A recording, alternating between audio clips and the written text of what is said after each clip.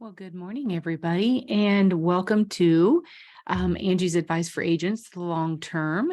This is my podcast, and for the month of July, I try to bring on guests, kind of industry experts, if you will, so we can just kind of have conversations, not really around product solutions unless there's a new launch. But this month, I thought, you know, albeit we're at the end of July, because my podcast is at the end of every month. But the month of July, we celebrate 4th of July. We celebrate the independence of America. And it kind of gave me pause for a moment. That one word, independence, it can mean so much and be so crippling at the same time. And I want to share a story. So my podcast this month is going to be that of a story.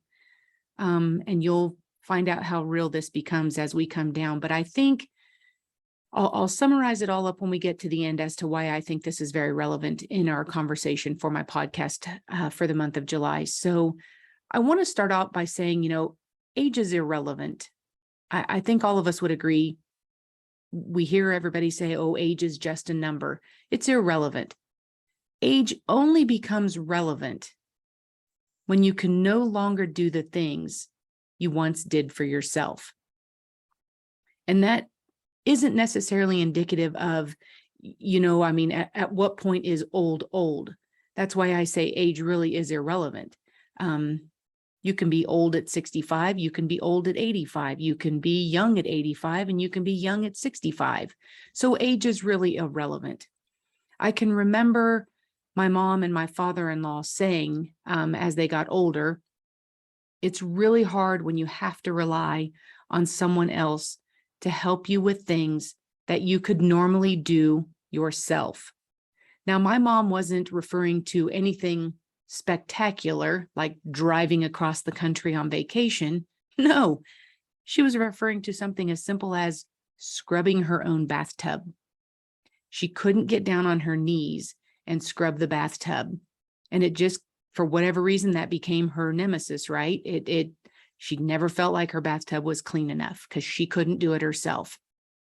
My father-in-law, he referred to really relying on other people when he could no longer mow and maintain his own lawn. And I think it's interesting because I talk to a lot of folks. Obviously, we all know Angie, synonymous with long-term care insurance, extended care planning. But it's interesting to me how we all talk about the golden years. And we're going to, move into that wonderful time of our lives where we're not going to work every day and we're enjoying our retirement. And somebody said something very profound to me. And I think this is applicable to what my mom and my father-in-law were referring to as life doesn't necessarily get less expensive as you get older because you replace other income needs with things like someone to clean your house, someone to take care of your yard. Now, maybe some of us have that done now, and that's certainly a privilege that we can have. But when you do that for yourself and you can no longer do that for yourself, it becomes a big deal. Well, now I have another caregiver story, and it's not really mine. And what I mean by that is I've coined this phrase called a sideline caregiver. And that's really what I am in this situation. I'm a sideline caregiver. See, my sister-in-law is a nurse. She has basically been our family's personal healthcare advisor. You always run to her with anything that's going on, and then she tells you, gives you her advice. She is a great nurse. She's given lots of advice, even saved the life at the clinic that she works at when another employee had a life-threatening incident, and she had to jump into action and save her life. So she's a phenomenal nurse, and I would probably say that about all the nurses out there. I have watched my sister-in-law guide my mother-in-law through the caregiver role as she was trying to become that caregiver for her husband, my sister-in-law's dad, while trying to recover from tracheotomy surgery. Obviously, lots of health conditions. And unfortunately, he did not come through that very last surgery. He made it through surgery, but spent a little bit of time in skilled nursing care, doing some rehabilitation for a very short period of time. Of course, with Medicare being the payer of that. So it's interesting watching the dynamics, and we hear this a lot. And I never in my wildest dreams did I ever think that my life would play out to the story of an extended care event in my own family. So fast forward 6 years, and now my mother-in-law is in need of care. But it's not skilled care. It's not really formal care. It's not really, it's time to go somewhere care. It's really just that independence that we have seen first.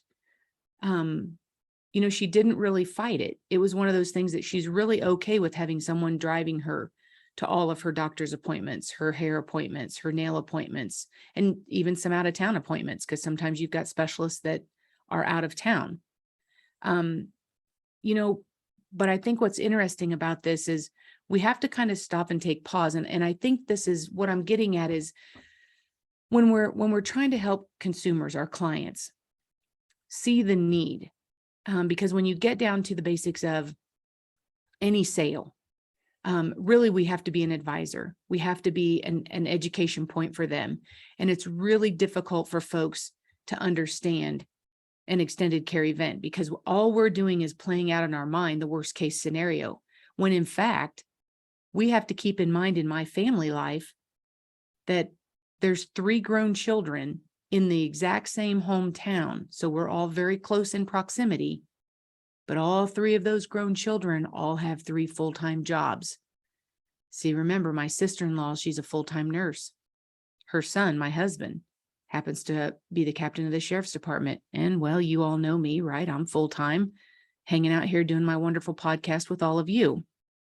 So 3 full-time working adult children trying to juggle one mom's schedule.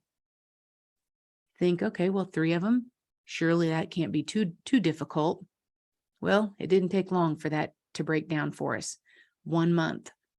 Because see, when all of a sudden you deal with a health concern and we think it's going to be acute, not a chronic situation, something we can resolve, we can get to all the doctor's appointments, not when you're going to doctor's appointments multiple times a week and everybody's at a job and some of us are even out of town.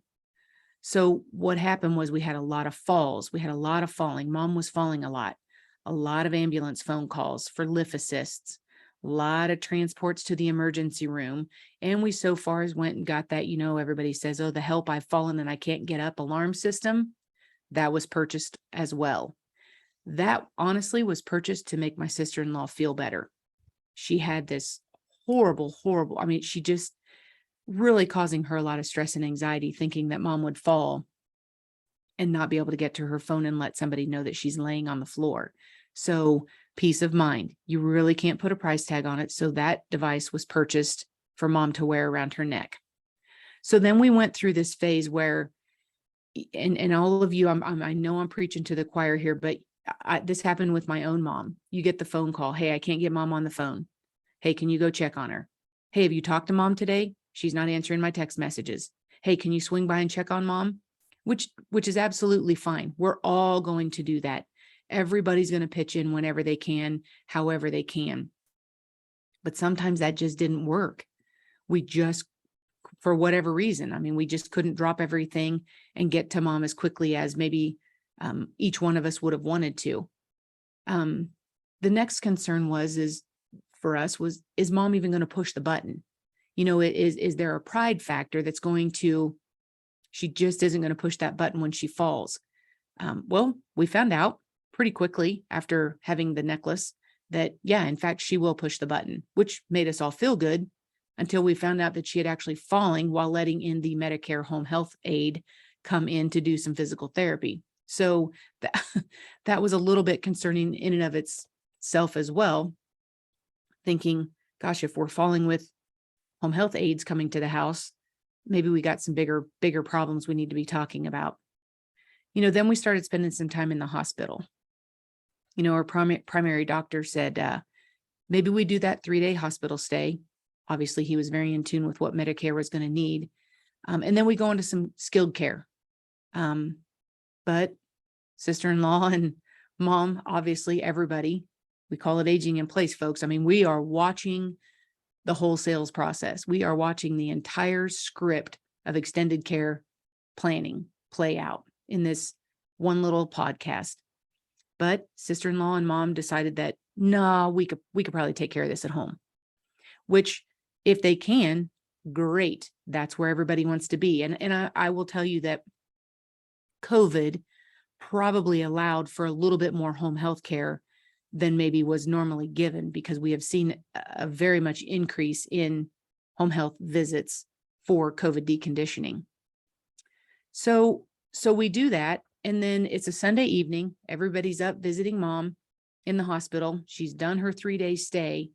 And I know more than we're getting ready to leave Sunday evening. Everybody's preparing for the work week the next week. We're figuring out, okay, mom's going to go to skilled care.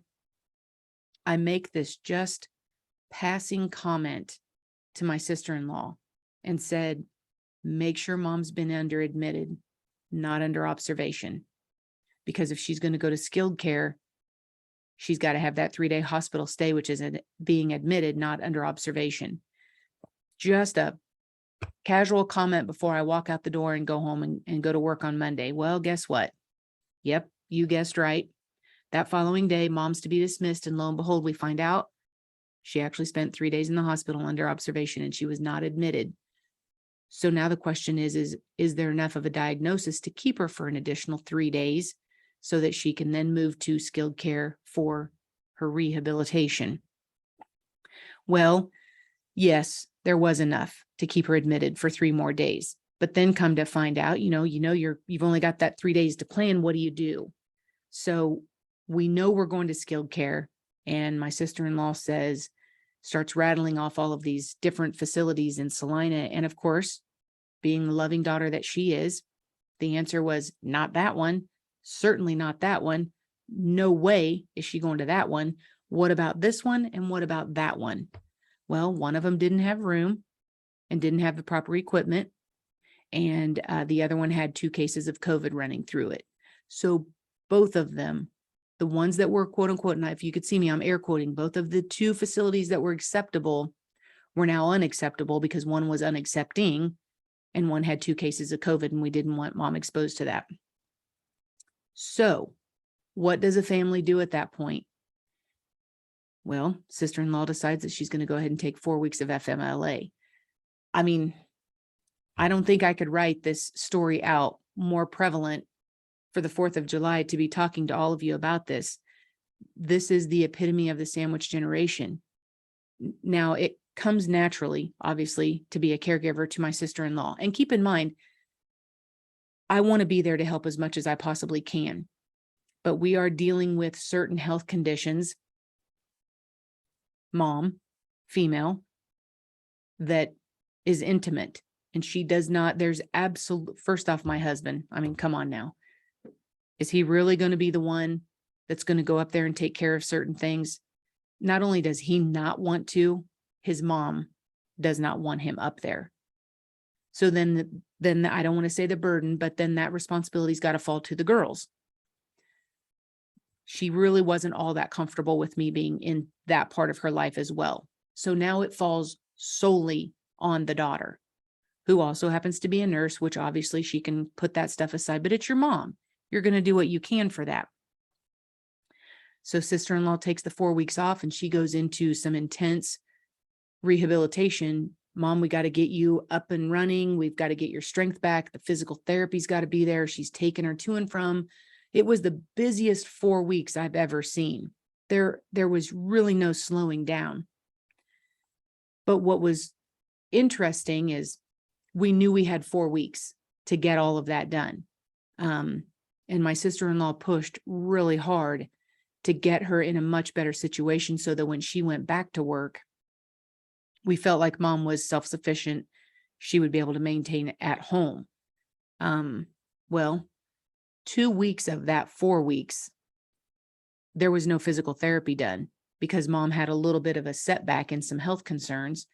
And then that pushed physical therapy back. So I guess when we're now currently where we're at today is we are this week ended that 4-week FMLA that my sister-in-law was at home taking care of her. And yes, she made progress. Is she, I don't know, how do you want to say it? Is she recovered? No, we're not sure that the strength is really there. If she's really going to be able to stay at home. You know, when you remove the logical part of everything and you have to step back, which is exactly where my husband and I are at. We have to step back, being those sideline caregivers, support both of them the best we can. But in reality, taking the emotions away from it, where we're at right now really is we have to wait until both of them come to terms with the fact that maybe staying at home really isn't the option. And then that means we have more conversations around, of course, there's no long-term care policy in place. So then the question becomes, how are we going to pay for that care? We're by no means ready for nursing home care. Could we be ready for assisted living care? Yes, we could. But there's a lot of independent places as well, more like residential care facilities, and they're individual apartments. They have communal eating places. So it's like assisted living, but there's not nursing staff on hand. And she would love to go there. She's got some friends there. The problem is it's basically taking you out of your home and putting you in an apartment. There's no extra step up in care other than someone else could drive you to and from doctor's appointments, to and from hair appointments, to and from grocery store, things of that nature. But that doesn't fix the help I've fallen. You still have to call 911 to have that lift assist. You know, if anything happens in the middle of the night, you would still have to activate buttons. So my husband and I are at the point where we are just waiting for the emotions to maybe settle down a little bit and realize that maybe we do need to have a conversation about what's the next level of care. There for a while when we were all trying to juggle mom's schedule, and matter of fact, I've got a shift. I don't know how else to refer to it, but Thursday is my shift this week to pick up from an appointment, a physical therapy appointment. And at some point in time when our schedules can't do that anymore, I offered, we actually have a facility, a company in town that you can just pay and they will come pick you up and take you to and from appointments. And it can be on demand or you can schedule it or whatever the case is. But I offered that up thinking that would be a really taking some of that stress or anxiety or burden or responsibility from my sister-in-law, of course, being that sideline caregiver, thinking maybe that's one way I can help her. And that was shot down pretty quickly because we don't want to take rides from strangers. Again, that whole emotional side of things is really difficult. Now, I would like to tell you that I would think differently if it was my own mother, if I was in that situation, but I don't know that I would be any different than my sister-in-law. You would do everything possible until you can't do it anymore. And that's exactly where we're at. I've actually witnessed my sister-in-law's health, and she's younger than I am. I've witnessed her health deteriorate over the last, really, we've been doing this for 2 years, but obviously it's progressed to the point where this is where we're at. It breaks my heart because I can't, and I've even told my sister-in-law, you all know how candid I am. I told her, I said, you're really hard to help. I want to help you. I don't know how to help you because I know you want to do it all yourself. So it's been interesting. It's been a challenge, but the point that I'm really trying to make through all of this is when we think about long-term care insurance, all we think about are, and we collectively, right? When our consumers think about it and our clients think about it, nobody wants to talk about it because all we think about is it's disgusting. The smells of urine, the screaming, the ugly scenarios of nursing homes. But I would encourage all of you, and I know all of you, I know you know this, but what if it's not? What if it's not that? The vast majority of care is not rendered from a nursing home. That's where you go when you no longer can decide what your own care is, or if you don't have an income to pay for your own care. Basically, Medicaid says you're going to go where we have an available bed. I think the biggest thing for me through all of this that I'm realizing is, what if extended care planning, what if long-term care insurance, what if it was actually allowing your children to spend time with you without having to care for you? What if giving your children the peace of mind, knowing that you're not laying on the floor for 11 hours through the night, knowing that you're safe?